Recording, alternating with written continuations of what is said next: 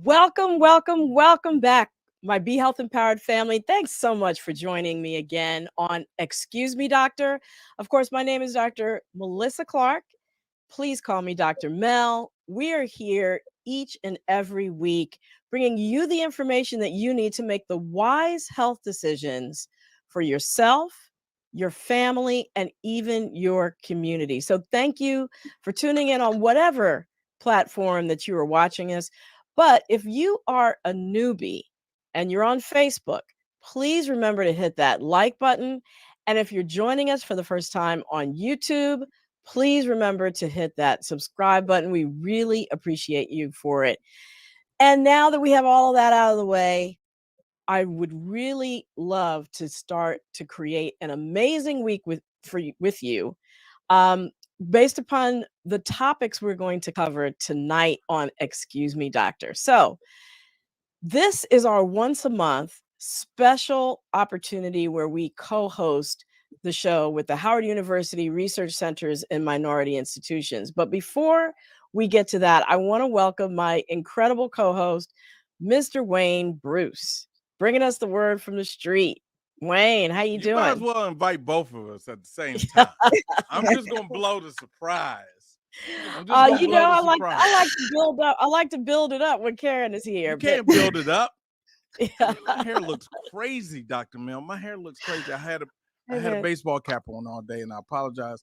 I apologize to our listeners and our viewers. The people who can't see me, I'm not apologizing to you because y'all don't even know what I look like, and I'm cool. And basically, nobody would have even noticed if you didn't say anything. I'm just saying. But I'm self-conscious. I'm in the studio. I'm not in the streets. Right. I've left the streets, Dr. Mel.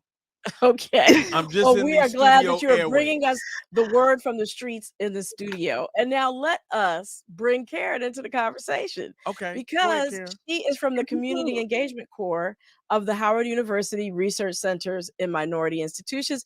And she is one of our co-hosts tonight. Hello, once again, everybody. Lovely to see you, Dr. Mel. And Wayne, I think you look handsome. I like that. Well. And there you Karen knows how to win friends and influence people. And there you have it. I can tell jokes, but I can't tell mine. Dr. Mel. I might get a raise. Karen, talk it right. Up. All right. Karen is only here once a month. I'm just saying. But you should know that she is the project coordinator for the Community Engagement Research Center and Minorities Institutions. I can't say that fast 3 times, so I'm just going to call it RCMI program at the Howard University College of Medicine. I think that's the best approach because that's what we use, RCMI. And just briefly, what we do, because it's a very long title, I'm actually in the Community Engagement Core. And basically what we do is a lot of listening. And then once we've heard what we need to hear, we make it a point to make sure that the research that we do at Howard University is in line with what our communities are interested in and what they really need. So that's really what I do. And that's really how research should be done. It should be done with the participant and the community in mind to make sure that it benefits the community, right? Definitely. And if it's not, it's just more work, and it's all about the community. It's all about the community. It is all about the community. I am a man That's of the what community. We're here for. Exactly. So what are we talking about tonight, y'all? We are talking about one of my favorite topics, probably yours too, Wayne. It's food. It's as food. If y'all couldn't tell. Me 3. We love food. I think we as a people, we have a special relationship with it, and we're going to talk about what it means to us as a culture, and we'll spend some time on a new topic, at least new to me, that I've never heard of. I'm really excited about, and how really we should be eating mindfully, especially since we're going into the colder seasons, and there's just so much desire to just put your face in a stew or a cake. So we have two fabulous guests that we're going to talk to about Yeah. those things. So make sure you stop right now, stop what you're doing, share this episode, because it's going to be about probably the majority of people's favorite topic. But we're going to really go into, food, not just as a personal need, but the way that it binds us as a community. And in addition to those nutrition considerations, we're going to talk about how the price of food limits availability and our choices and how we can navigate that, and how those trends affect communities of color. So, this is going to be a really great episode. Make sure that you stop and share it right now. And so we're going to see you back in a little bit, right, Wayne? I'm out. I'm deuces. All right. All right. Hi, Wayne. So, we, of course, are going to talk about, as I mentioned, this episode on food. And so now that we have set the table, so to speak, about what we're talking about, let's welcome our guests. First of all, we have Dr. Linda Thompson. She's a nutrition consultant and retired professor of nutrition from Howard University. She has extensive experience in developing nutrition-related chronic disease prevention and management interventions for African Americans. Thank you so much for being here, Dr. Thompson. Thank you for having me. Absolutely. Welcome, Dr. Thompson. And then we also have Dr. Psyche Williams Forson. She's a professor and department chair in the Department of American Studies at the University of Maryland, College Park.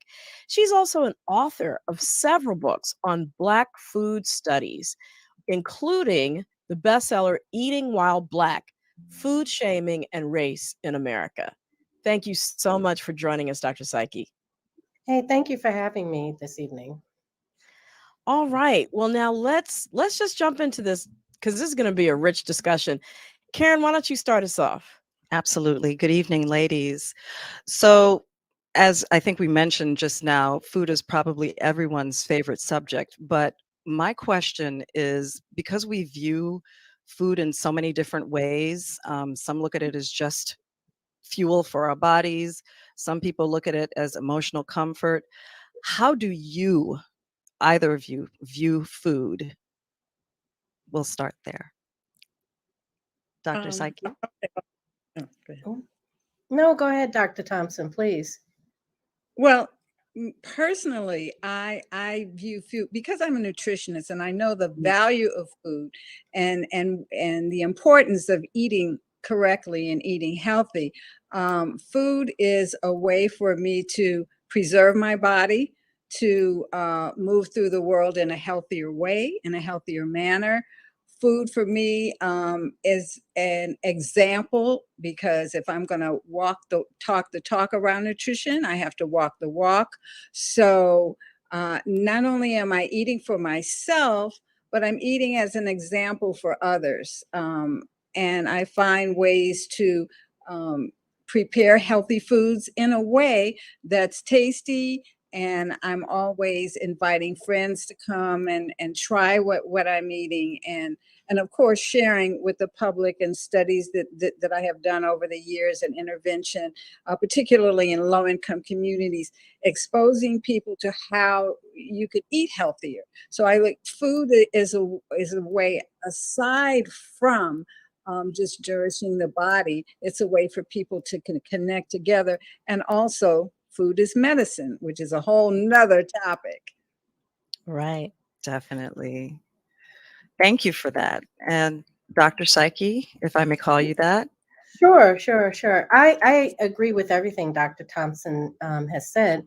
And because I'm trained as a material culturalist, that is, I study the material world and objects in the world, I see food as a set of objects. And it's important because we connect to things every day, right? Our phones, our homes, the things that we use to decorate our environments. And so I see food as a communicator of who we are, of our multiple identities. I see food as a signal to other people that we belong to a group or in multiple groups. I see food as a conveyor For example, stereotypes that evolve around food. And so food for me is also very much power, because objects have the power to send messages. And so that, in addition to all of the areas of nutrition, I come at food from a social, cultural, historical point of view, because it's also tends to be invisible in those ways. And so I try to remind people of the ways in which food functions in that way. So it informs the nutritional aspects, and it also informs the way in which we govern and live our lives. So that's really fascinating, because clearly this is shaping up to not be just a conventional food discussion. And so I would love if you could expound on that, Dr. Psyche, and talk about food. We talked about communities of color, specifically Black Americans. What are the forces that have shaped how African Americans develop their food culture? So some of all the different ways that you define food, can you talk to us a little bit about that? Sure, I'll do this in 2 minutes or less. So I entered the conversation of food studies because of a novel that I was reading when I first entered graduate school, and I realized that this 19th century Black women author spent a great deal of time telling us about the food and the furnishings in this 19th century Black home. And in all the historical work I had done up until that point, I had never seen anyone deal with the food. Well, as it turns out, many years and decades later, when I was working on the dissertation, because at that point I was working on my master's thesis, I realized that food conveys. For example, when Tiger Woods won the Masters tournament for the first time in the late 90s, he was told not to, because you get to choose what foods you want. And he was told not to choose chicken, collard greens, or whatever the hell those people eat. And so that, coupled with some other things, made me think about, well, are Black people still connected to fried chicken, stereotypically at the turn of the 21st century? And like I said, there were several other things going on, which led me down a pathway of studying Black people and chicken, not fried chicken, but Black people and their connection to chicken. As it turns out, I found a cache of images, sheet music, stereo cards, greeting cards, all of these images from the 1800s that showed Black people in very compromising positions with chicken, stealing them. And it was mostly men, Black men and boys, stealing chickens and so forth and so on. And so that ended up partly being my study for my dissertation or my doctoral thesis. It wasn't the story that I wanted to tell about Black people being reduced to chicken and watermelon. Instead, I wanted to talk about the ingenious things we had done with food. And I ended up doing that in my doctoral thesis, which became my first book, Building Houses Out of Chicken Legs, Black Women, Food, and Power. And so it's a very comprehensive history of Black people's relationship to chicken or the gospel bird or fried chicken. And it shows you all the myriad ways that we have used food to build homes, to put ourselves through institutional, educational institutions, to be comedians, to create music. So there were all of these many ways that we had engaged with food that exceeded and went beyond eating and nutrition. And so that's one example of the reason why I do this historical and social context around food, because I want folks to know that it's both and.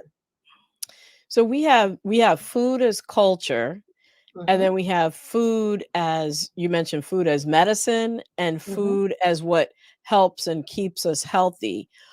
What are some of the ways, Dr. Thompson, in which there might be a conflict between what we have been acculturated to eat, based upon our culture and the forces that have shaped that, and potentially doing us harm? Well, I think because during slavery, we were eating, quote unquote, low on the hog, where we were getting scraps and had to make do with parts of the animal that people normally wouldn't eat. And over time, it has been infused into our culture. So we're eating foods that may not be the best for us, but it's comfort, it's what we know, it's part of our culture. So we continue with that, even though it may not be supporting health these days in 2023. I mean, we have moved from a culture where we were hard workers, we were working with our hands, we expended a lot of energy, to a people that sit on the couch a lot, or have jobs that are we sit all day and we're not doing a lot of manual labor, yet we're eating in the way that we used to eat when we were doing manual labor. So and also the tradition of preparing foods, of cooking, has not really been passed down in the last few generations, especially since fast food has come on the scene. So we're not preparing food. We're not really in control of what's in the food, which is a whole nother conversation. And we're eating those things that are not really contributing to health, but we have, for some reason, developed a tongue that is really moving and loves grease, loves salt, and loves sugar. And so we're not really getting into the spicing that we used to. We only use the same seasonal, accent, Old Bay, salt and pepper is pretty much it, is the staple seasoning. And so we don't use fresh herbs anymore. We eat at carryouts. We eat at fast food places, and we don't know how to cook. And I'm not blasting anybody. It's just, this is how we have evolved as a culture. And unfortunately, it has had a profound impact on our health. And what are some of the forces that caused us to evolve that way? So, for example, we mentioned at the beginning, food prices went up during COVID. What are some of the other forces that you think have led to that? Well, I think. Can I? Go ahead, Dr. Psyche. Yeah, I just wanted to jump in for just a moment. I agree with everything Dr. Thompson has said, especially in the last 6 decades, in the last 60 years. However, I just want to go back and amend, just if I may, respectfully. African people in this country were enslaved for 2 centuries, right? And so we have to, 2 to 3 centuries. So we have to remember that enslavement changed over time. And so while in the 1800s, we absolutely were given what folks call the scraps, we also want to remember that, and this is a very important point, I think, the country did not look then like it does today. So we were surrounded by foliage.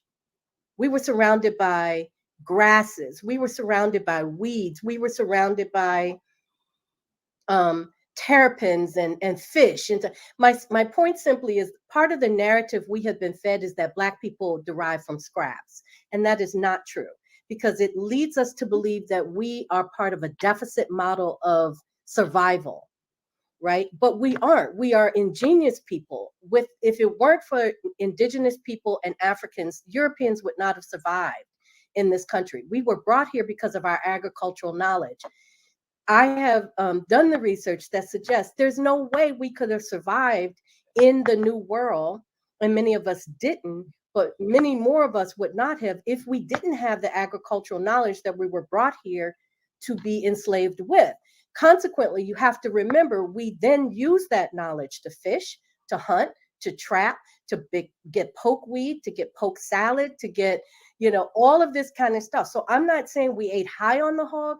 Some of us, depending upon the type of plantation you were on, you could keep a garden. You may share with your neighbors. So I just want us to be mindful that up until about 60 years ago, we had very diverse diets. As Dr. Thompson said, we ate from the land because we worked the land. We were sharecropping. We owned farms. But in the last 60 years, Black folks have seen their farmland taken from them. They've moved toward more industrial environments, as you've mentioned, so forth and so on. But I just wanted to jump in simply to debunk that misnomer that we derive from scraps, because we don't. We were ingenious people, and we contributed to the culinary diversity of this nation and to many nations abroad as part of the African diaspora. So I just wanted to respectfully disagree and push back on that point about scraps, because it is a pervasive narrative and part of that external knowledge that you're talking about, Dr. Mel, that we constantly get told. So we think, well, we come from scraps, we ate scraps, so we're going to return to scraps. But it's actually not true. A lot of us ate off the land.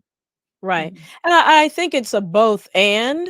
I Yes, think absolutely. both are true. And I think it kind of Sure. goes to the question that I was going in the direction of what has pushed us into some of the more detrimental diets that we have today that we still consider part of Black culture, right? But Yes. aren't really, because you answered it, we are not as close to the land. Our land got taken away from us. We moved into industrial settings. We moved into cities. And so the opportunity to fish and hunt and trap weren't there. The foliage and the herbs and the herb gardens that we might have been tending in more rural environments aren't there. So I think you kind of, brought that out. And so I guess it also leads me to the question that I was going to ask you, which is what is food shaming and what are its impacts?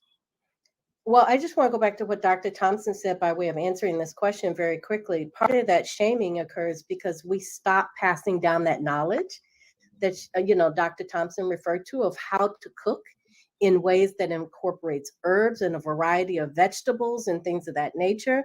A lot of those vegetables became inaccessible to us, right? And they became kale. Perfect example. We've been eating kale all our lives. All of a sudden, kale becomes popular in non-Black communities, and now it's almost unaffordable at times, right?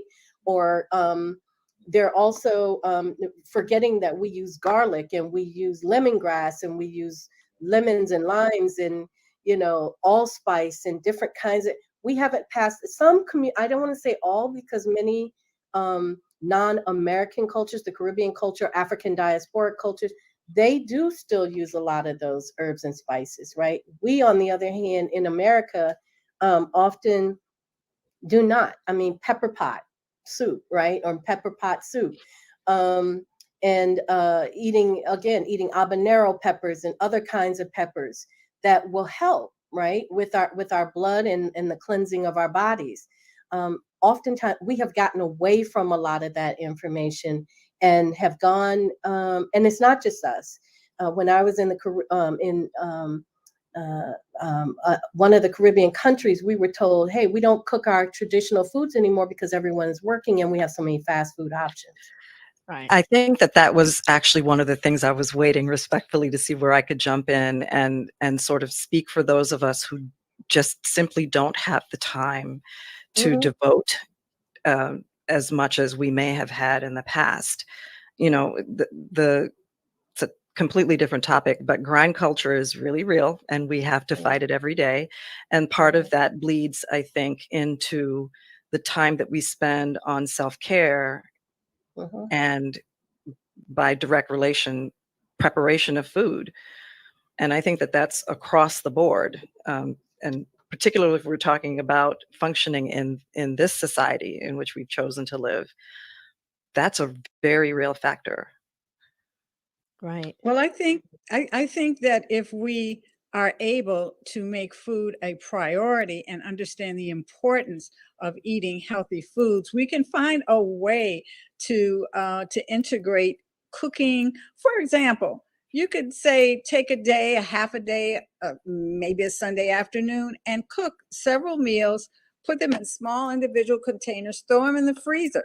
So all you have to do is snatch something out instead of getting something from a fast food place or something of that nature. You have control over what you've prepared. You can spice it up and make it taste the way you want it and make it healthier. So all I'm saying is that If there's a will, there's a way. So how do you make that connection, Dr. Thompson, between helping people understand that food can help to keep them healthy? How do you help to address all the competing forces that we have for our time and get people to focus on food prep and how to think about their nutrition in a proactive way? It's difficult to reach everyone because, again, there's Well, so let's many. just say the people that you work with.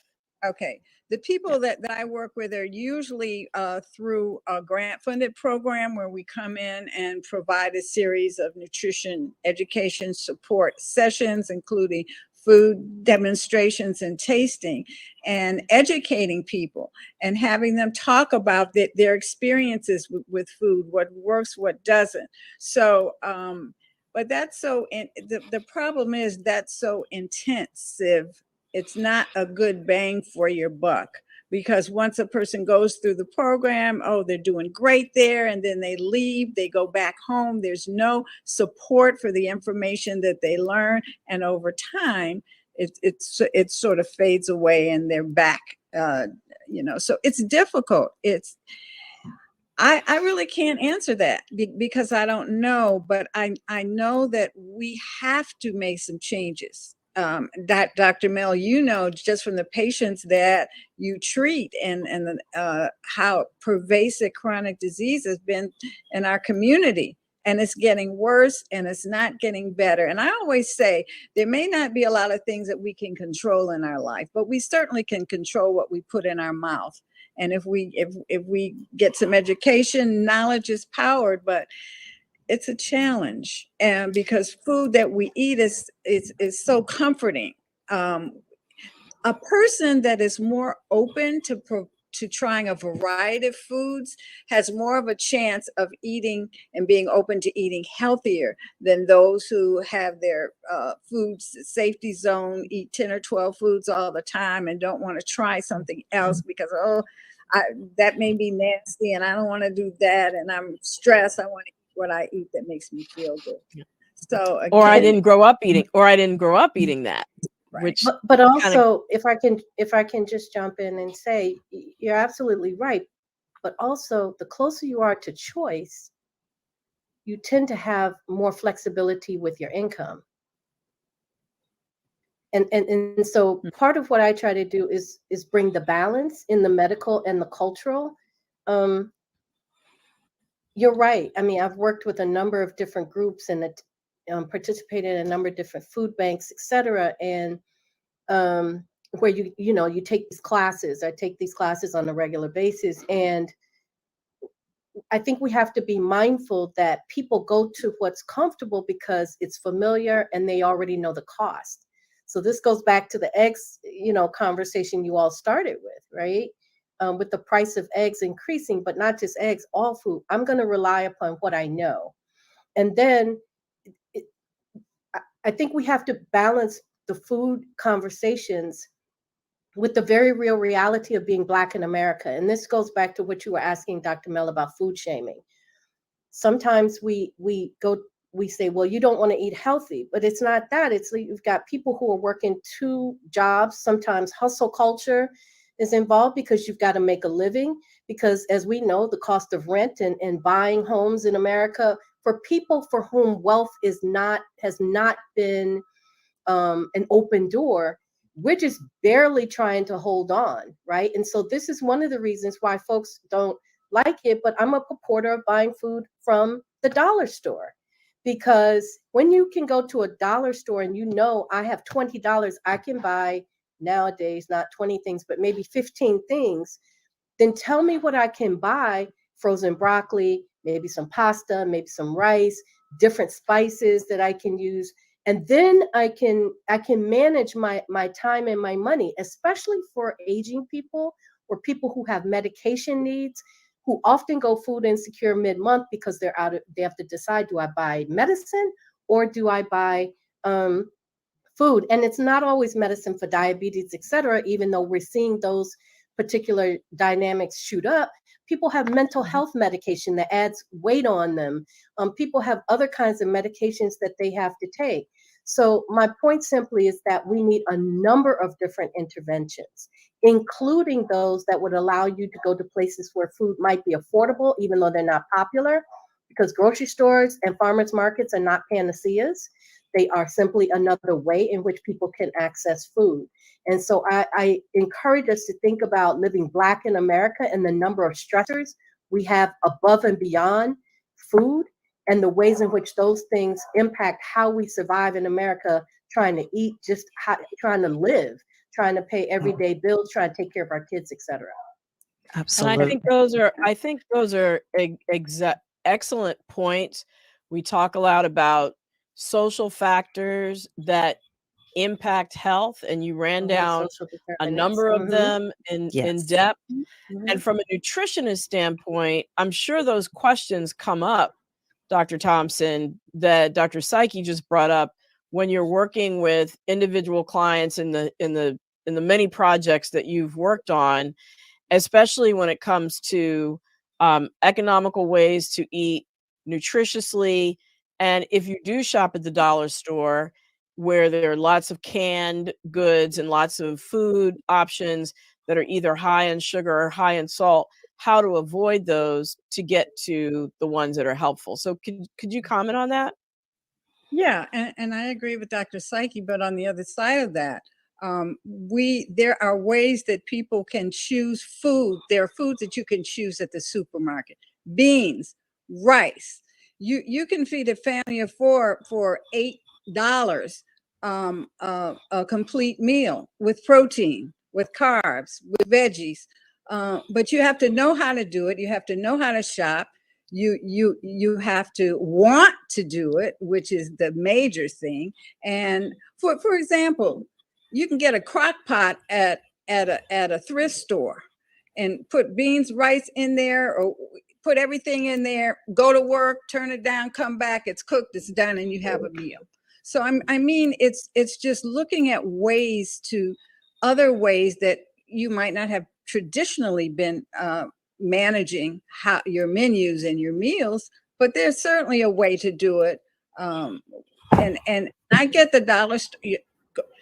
Here's a thought that I've had for several years that I just want to throw out, that I feel that community-based food co-ops would be a wonderful way to go, because I don't know how familiar you guys might be with food co-ops. Explain a little bit about those.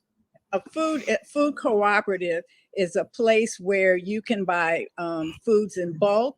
Like if you can buy 10-cent worth of spices instead of having to pay $5 for a small can. You can buy beans and rice and flours and all kinds of nuts and seeds in bulk. And it's run by the community. It's a community board. You can join the community and get the co-op and get a discount on your food. You can be employed by the food co-op, so it provides jobs, it provides lower cost food items, and the community decides what kinds of foods that they want in the food co-op. So I've always felt that was a real important way to go, especially with our community. We are so talented. We have entrepreneurs there that would be easily, I mean, there are people that run food closets out of community public housing communities. Sure. And they go in their apartment. Yeah, you can come and get this and this. That entrepreneurship can be expanded into developing food co-ops. So it's just things that we don't normally think about, but that can certainly help to serve our community and provide healthier food options. Sure. So Dr. Thompson, on that note, I'd like to jump in. I can't believe I'm actually going to say this because I personally don't eat meat, but meat hasn't been mentioned. And I have kind of a two-pronged question about that. One, with the co-ops that you mentioned, are they able to be found just about anywhere in this country? Is there like a network or something where people can find out what's close and available to them. And two, it would seem that in that sort of setup that meat may or may not be available. So could you talk a little bit about that? Well, it's up to the food co-op. Normally some meat is available, you Mm-hmm. know. Yeah. So and frozen, not fresh. From in my experience, what I've seen is frozen. And you could Google food co-ops in Kansas City or food co-ops in Washington D.C. or Maryland or wherever you live, and you will find some. There are several here in the D.C. area that I've been going to for years, and it really saves a lot of money.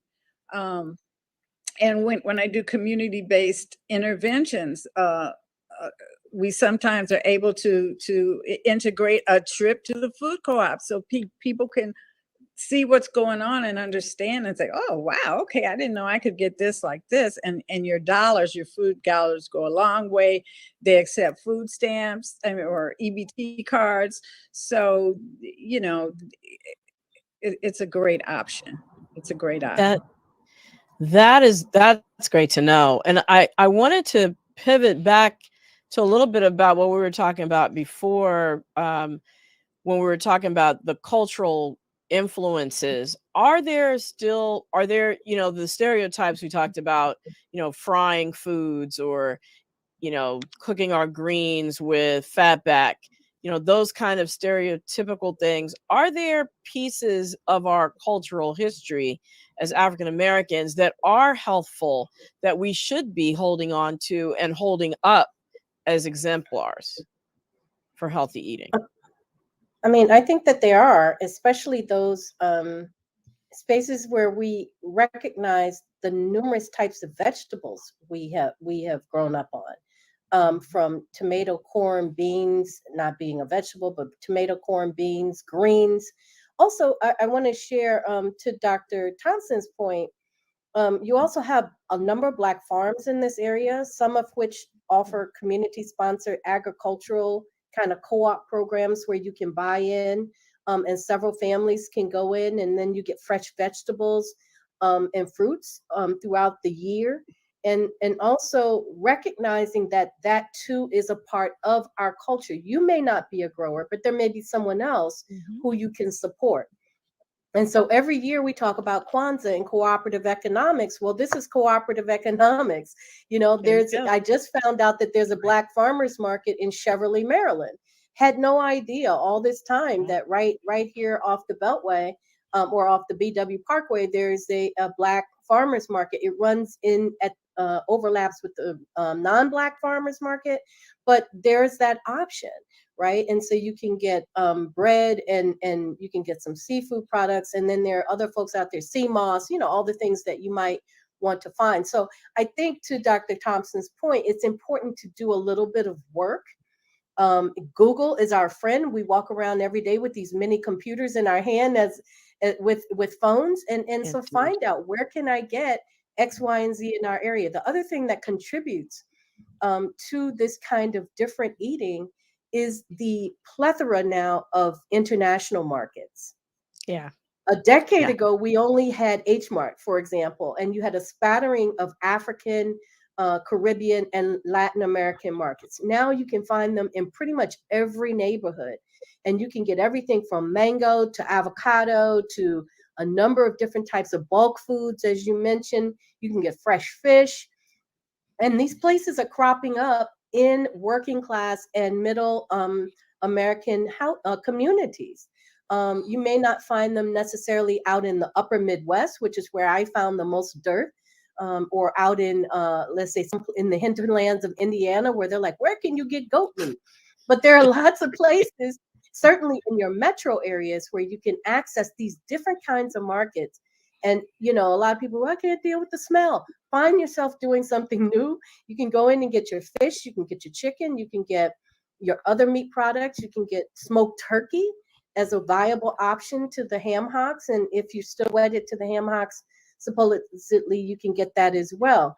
But there are a lot more options available to us. And I think we have to be careful about these narratives of only seeing one or two places as food sources. In rural areas, for sure. But in a lot of our urban areas, there are a lot more options. And it's just a matter of us tapping into those tastes that our grandparents and in this day and age, our great grandparents grew up on and grew us up on, or grew our parents up on. And also go ahead, Dr. Thompson. Also those international stores, the prices are a lot cheaper too. Yes, they Right. are. Absolutely. Yeah. Absolutely, Exactly. they are. Yeah, So, much more. I this is such a rich conversation, and we didn't even get a chance to talk about what are the chronic diseases that a poorly nutritious diet are linked to. But we have to bring in our audience questions, because I want to make sure that we have enough time to hear the concerns, the questions that are coming out of the chat. So Wayne, come on back in, join us, and let us know what's going out there on the internet. And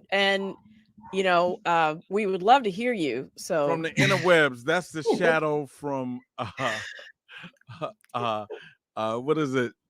Saturn in Mercury in retrograde. That's the shadow from the Mercury in retrograde thing y'all always talk about. So look, the interwebs are going wild. And for those who don't know, if you're watching this somewhere other than YouTube or anywhere, we pick our questions from and our comments from our Facebook live chat and our YouTube channel.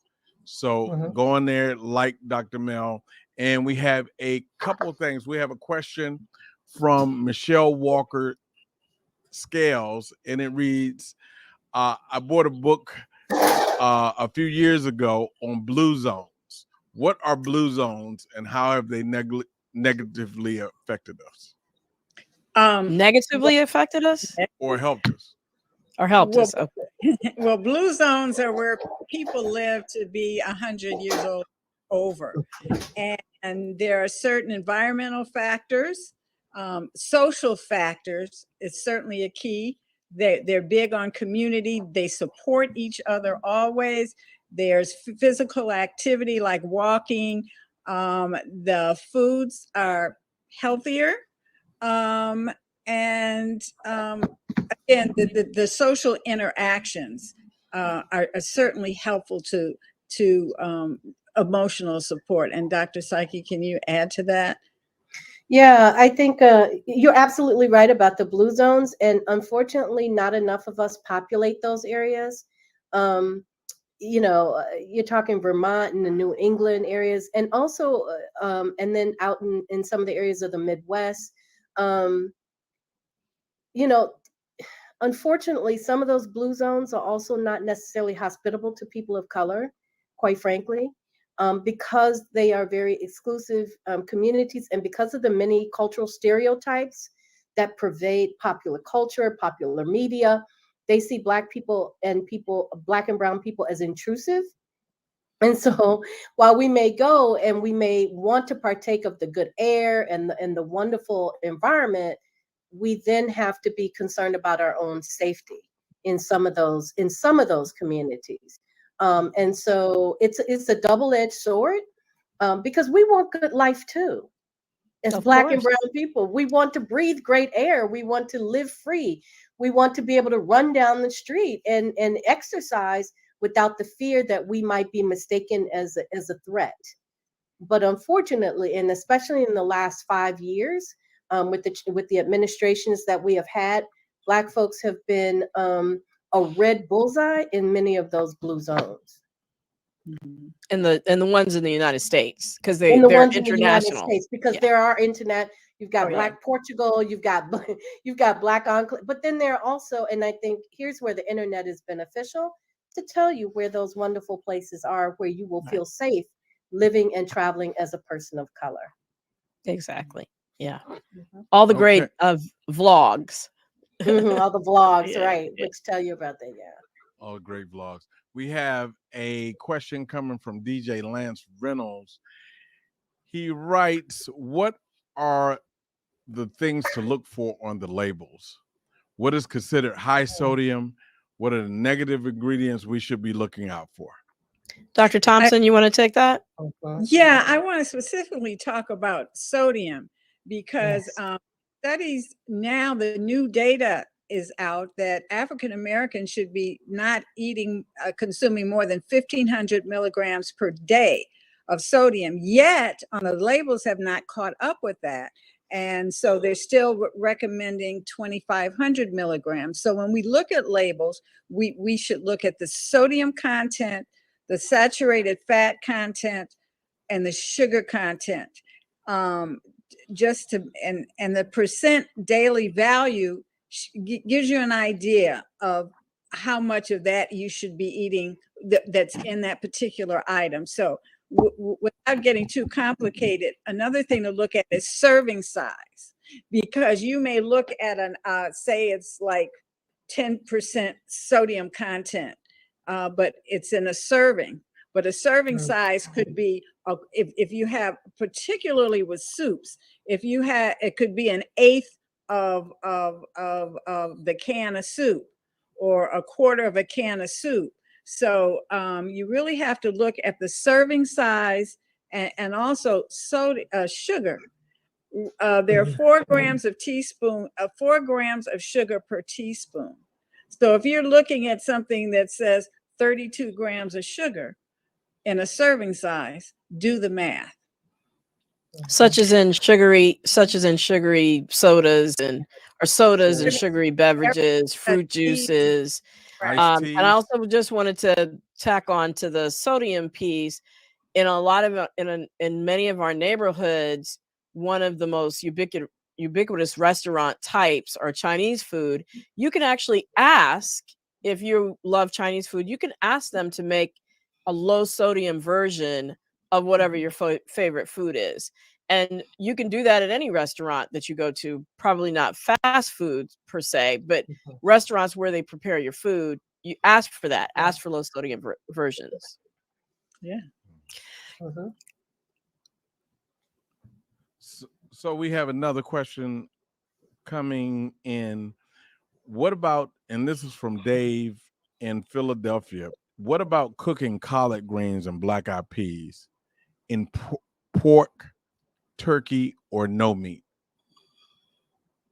Well, ideally, you don't want to cook it with any meat, because ideally, again, it's an acquired taste. It's a cultural taste.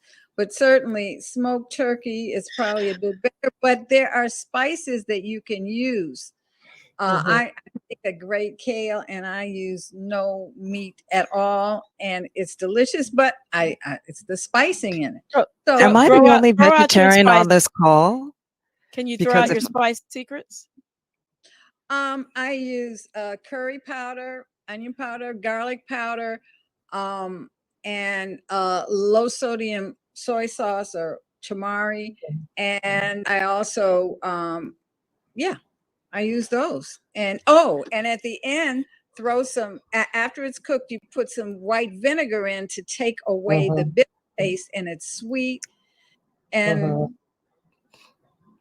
I can actually, if I may, as I think I'm the only vegetarian on this call, for oh, great. Okay. There is one other thing. I didn't know you were on a call.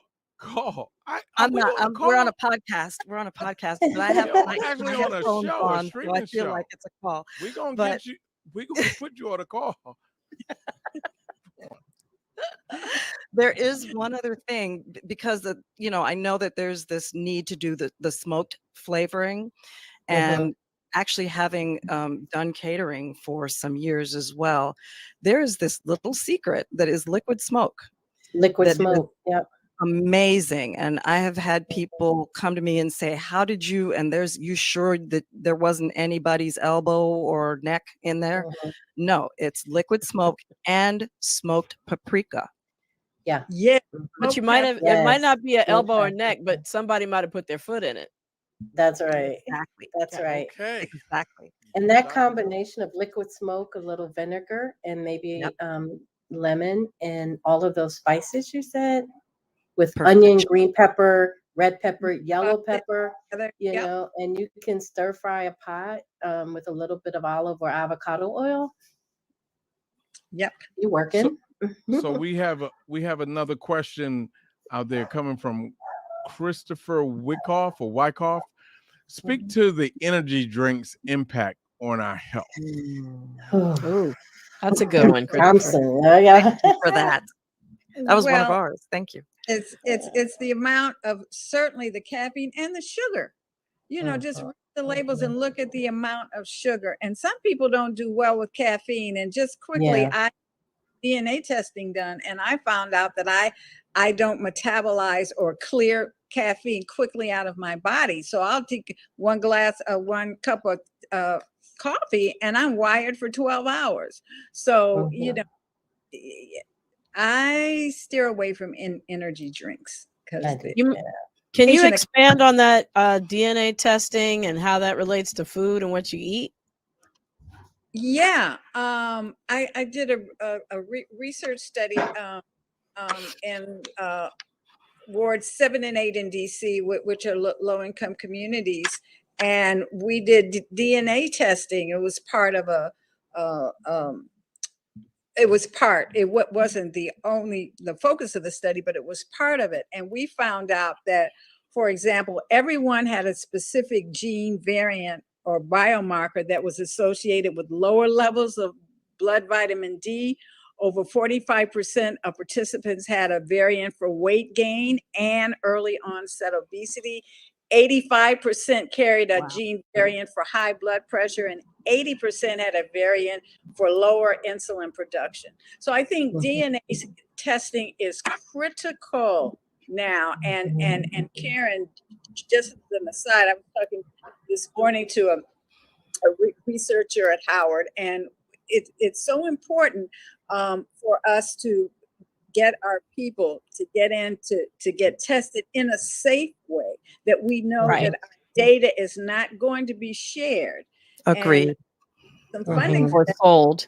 I'm just saying. Yeah. Absolutely agreed. Is there, on that note, is there a way to do that is accessible to us? So we're in the lightning round. This is 1 minute or less. Yes, because Howard actually does the testing. So they did the testing for the study. So it's just a matter of integrating it into the research, into the practice at Howard. And we can talk about that offline. Thank you. All right. There you go, Dr. Mel. All right. That's it for our audience questions? All right. Well, I just need to know, because that's why we're here. We are here to hear from our audience.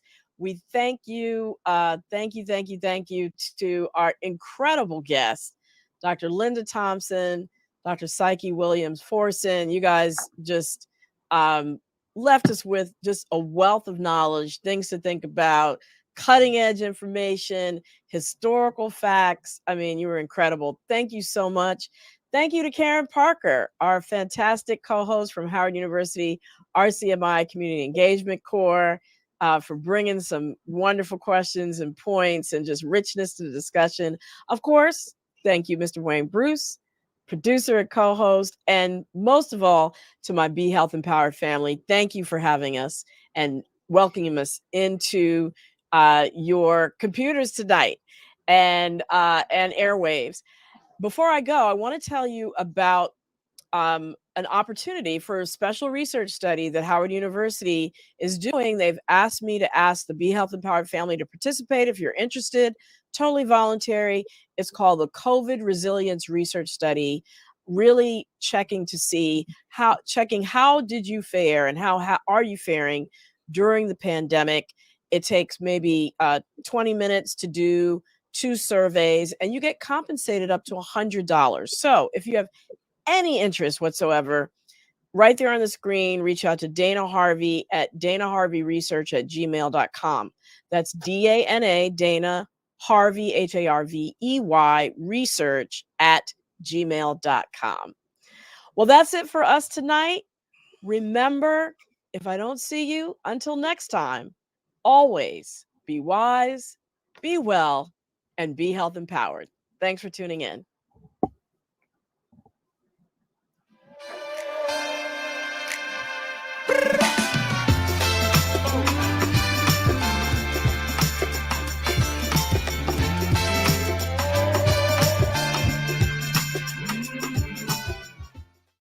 I guess I should thank the Robinsons. They invited me. They still don't know. I hooked up with Dave 3 days ago. He'll start coughing tomorrow. And I bet in 10 days he'll be on a ventilator. Now, his wife, she's not vaccinated because she thinks it'll prevent her from being pregnant. But what they don't know is that I can decrease sperm count. Sorry, Dave. Good luck with that.